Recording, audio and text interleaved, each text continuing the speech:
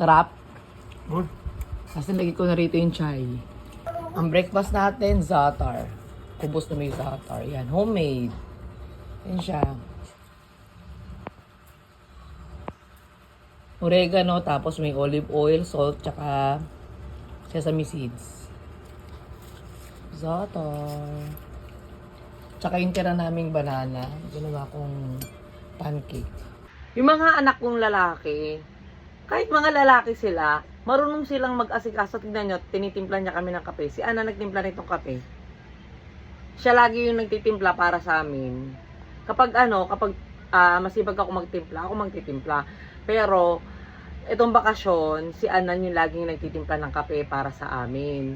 Kasi ayaw namin silang masanay sa sila yung pinagsisilbihan. Paano pag lumaki sila, di ba? Sila na lang yung pagsisilbihan lagi ng asawa nila. Hindi pwedeng ganun. Dapat, ang sa mag-asawa, sinasabi nga namin, kung ano yung nakikita nila sa amin, ay na lang gayahin nila. Na yung daddy niya, tinutulungan ako nagtitimpla ng kape, minsan siya yung nagtitimpla ng kape, salitan ba? Basta kapag luto, ako yun. Ayoko kasi namin nakikialam sa akin sa kusina. Tapos si Imran naman, sa linis, yan, hugas ng plato, madalas siya yung maghugas. Tapos pagkatapos kong maglaba, si Imran yung magsasampay, o kaya si Anan, ayan lagi. Itong si Rehan, kapag medyo malaki-laki na rin yan, siya na rin yung utusan namin. Binibigyan namin sila ng responsibility. Para naman sa kanila yun. Hindi namin sila binibaby. Kape tayo. Itong kape ko, black coffee lang yan. Tapos, hindi ko nilalagyan ng asukal. Kung may asukal man, ay konting-konti lang.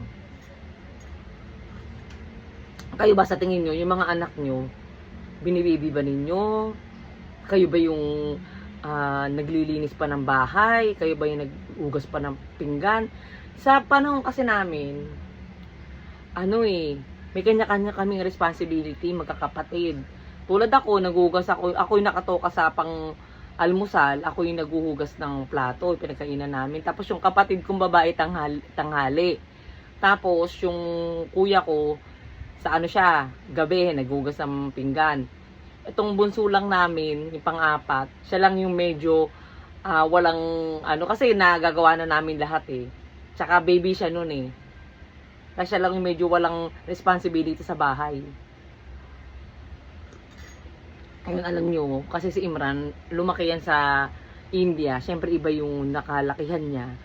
Doon kasi yung mga anak na lalaki, normally, hindi pinatatrabaho sa loob ng bahay, mga babae lang, ganyan. Tapos, may pa sila, may dumarating pa doon everyday na para maglinis doon sa bahay nila. So, yung asawa ko, medyo hindi yan sanay sa gawaing bahay. Pero nagustuhan ko siya kasi nakilala ko yan na siya yung nakatoka maglinis sa nila, sa kwarto nila. Siya yung ayaw niya ng madumi, ayaw niya na makalat. Gusto niya nakaligpit lahat, ganyan. Kaya naman ayun yung nagustuhan ko sa kanya. Pero ngayon dito sa Pilipinas, talaga nahasa siya, marunong siya magkumpuni ng mga sirang gamit. So lagi niyang kapartner niyan si Anan. Yan, sila ng dalawa lagi yung ngayon magpipintura sila ng bahay. Magkasama na naman silang dalawa. Tinuturuan talaga ni Anan ni Imran kasi experience nga niya medyo mahirap pag wala kang yung tatay ka tas medyo hindi mo alam kung anong gagawin pag may nasira sa bahay. So yun, based on experience talaga. Kaya ayaw naming lumaki yung mga anak namin, lalo na mga lalaki na walang alam sa bahay. Today's lunch is kabsa, chicken kabsa. Ayan siya. Biryani na, Arabic biryani to eh. Chicken kabsa. Ano naman ninyo?